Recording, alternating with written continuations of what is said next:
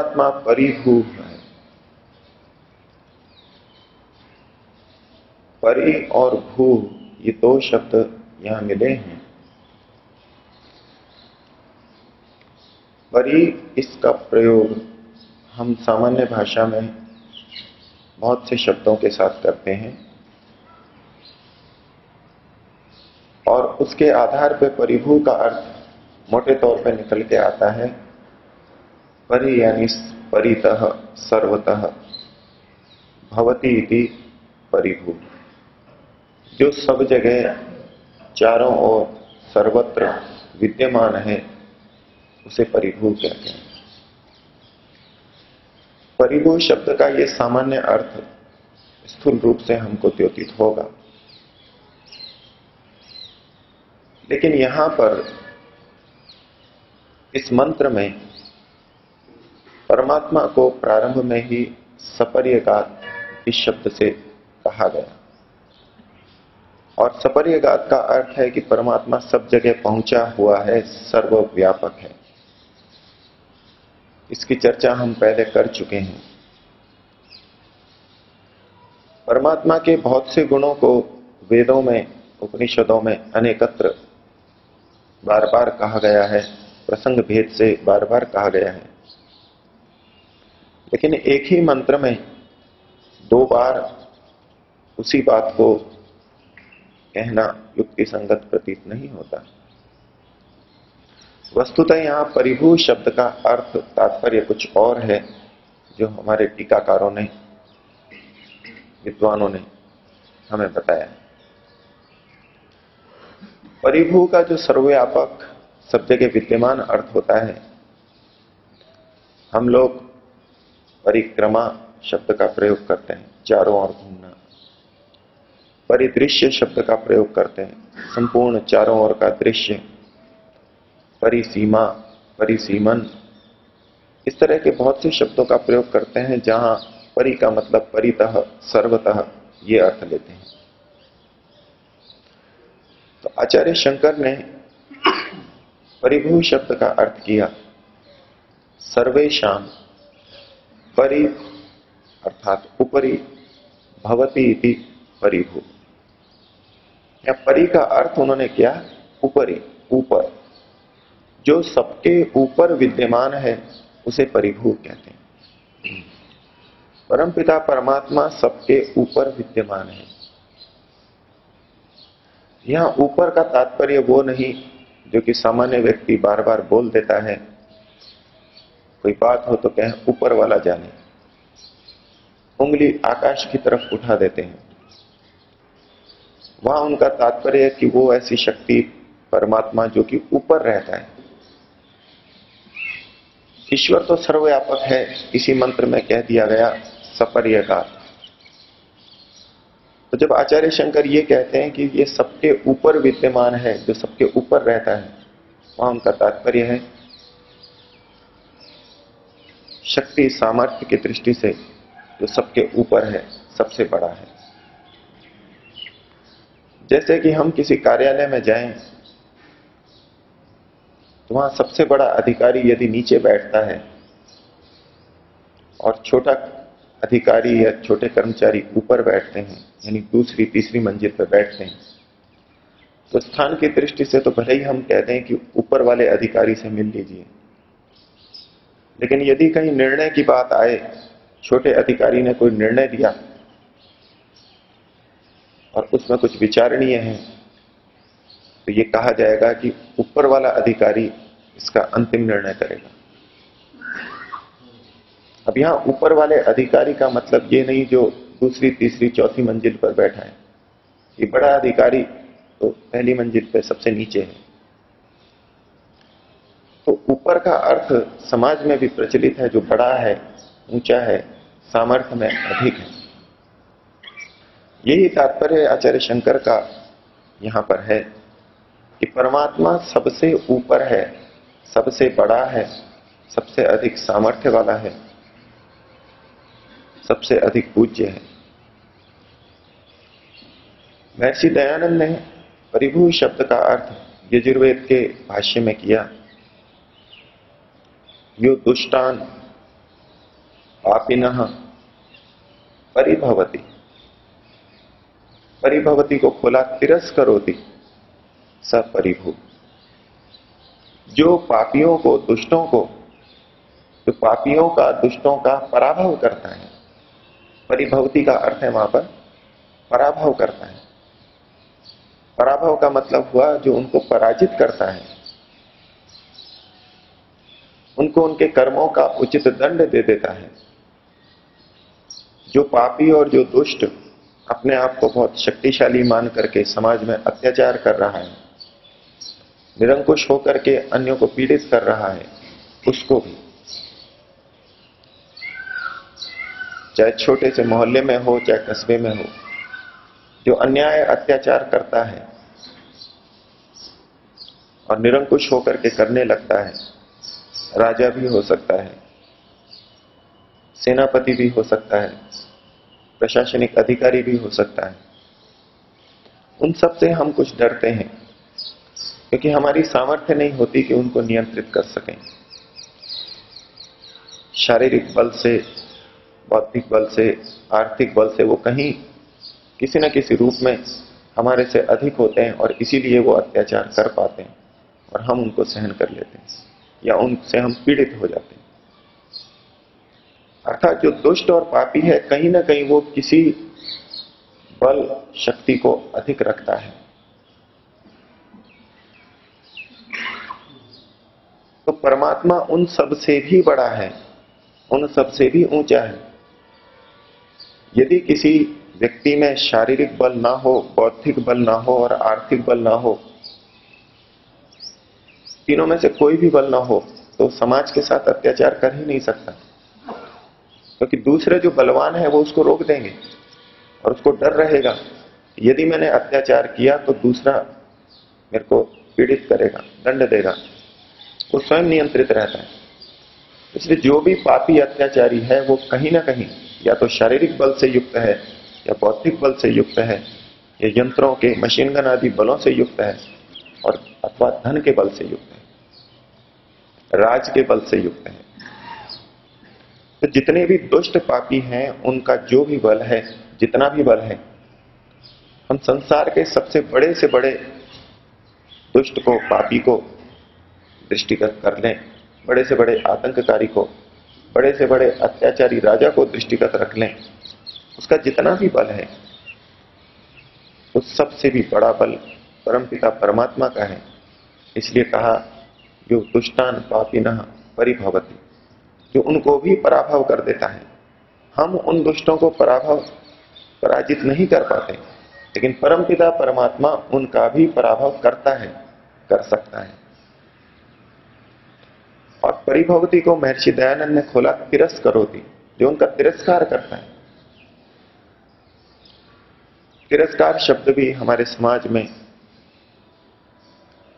अपमान के अर्थ में प्रचलित है।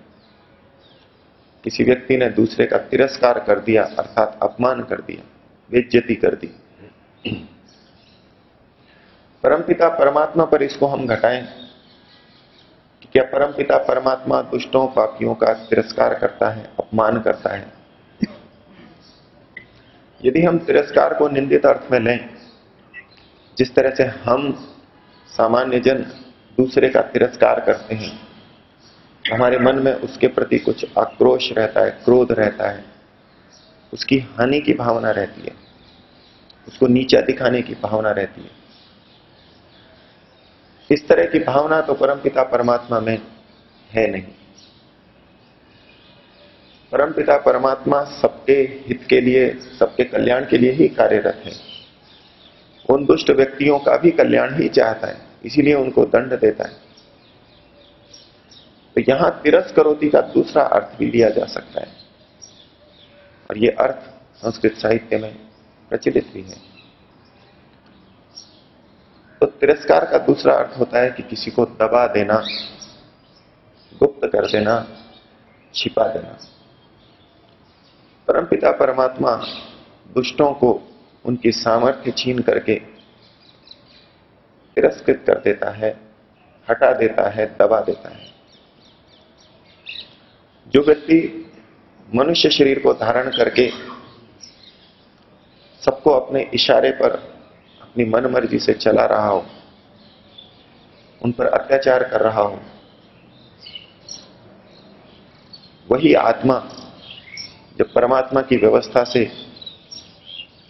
किसी पेड़ पौधे में, किसी चींटी में, किसी मच्छर में आ जाए, तब उसकी सारी सामर्थ्य कहां चली गई? पेड़ के ऊपर फिर चींटियां भी चलती हैं, पक्षी भी बैठते हैं, पक्षी बीट भी करते हैं। जो चाहे आकर के उसकी टहनी को काट लेता है, पत्तों को तोड़ लेता है, और वो कुछ नहीं कर सकता। ये उनका तिरस्कार करना है, उनका पराभव कर देना है, उनको दबा देना है, छिपा देना है। जो आत्मा मनुष्य शरीर में इतना बढ़ चढ़ करके बोल रहा था, मनमाने निरंकुश ढंग से कार्य कर रहा था, अपने ऊपर उठाई हुई उंगली को काट देता था, वही आज किसी ऐसे जीवन में है, ऐसी योनि में है कि स्वयं के ऊपर कुछ भी करे वो उसका उत्तर नहीं दे सकता।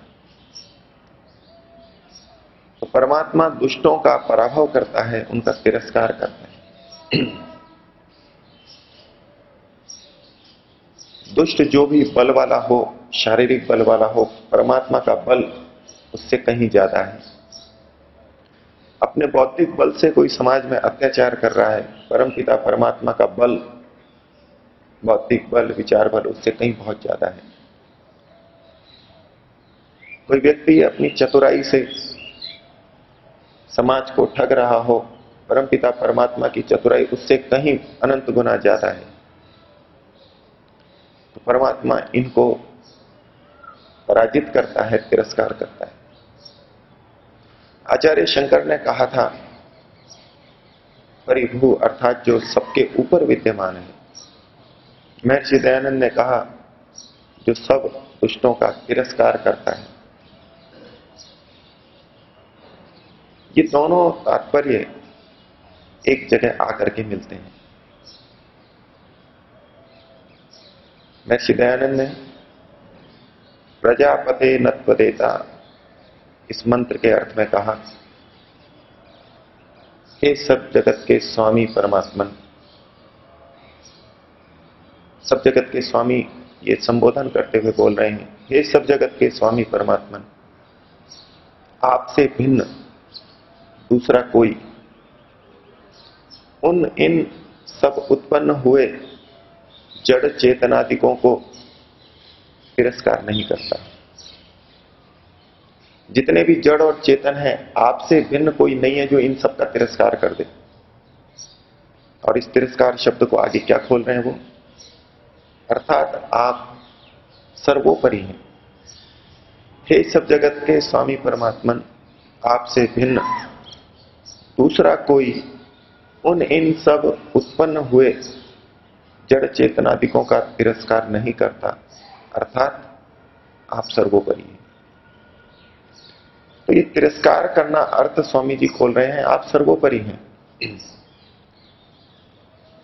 और यही बात परिभू शब्द में आचार्य शंकर ने कही, ये सबसे ऊपर है। और महर्षि दयानंद लिखते हैं, परमात्मा दुष्टों का तिरस्कार करता है।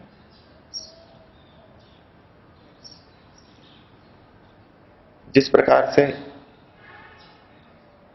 किसी विद्यालय के सबसे तेज धावक की प्रशंसा होती है, लेकिन वही जब जिले के स्तर पर जाए, राज्य के स्तर पर जाए और सबसे पीछे रह जाए, तो वो एकदम फीका पड़ जाता है।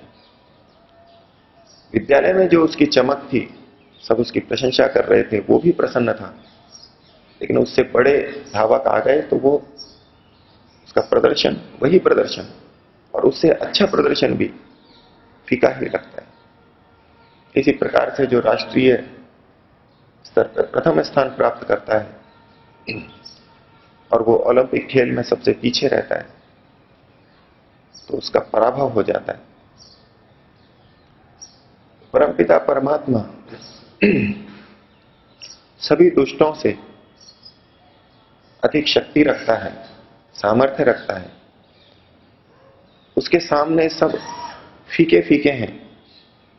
इतनी चमक दमक वाले चक्रवर्ती राजा, बड़े बड़े विद्वान, बड़े बड़े सन्यासी, जिनके आगे हम नतमस्तक हैं, अच्छे अच्छे भी और बुरे भी,